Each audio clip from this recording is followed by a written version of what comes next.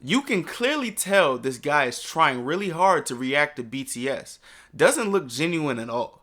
You can see from his other videos he only averages a few hundred views until he started reacting to BTS. He even tried reacting to other things between his first BTS reactions, and those vids only averaged a paltry 400 views. Keep in mind, he said he wants to review other K-pop groups, riding the gravy train. At this point, he isn't a sincere, authentic reactor, he's just clickbaiting reviews, riling army and fans for more interactions in order to help his algorithm. We get it, your views are low, and probably saw many small reactors like you were getting views from reacting to BTS, so you decided to hop on the gravy train.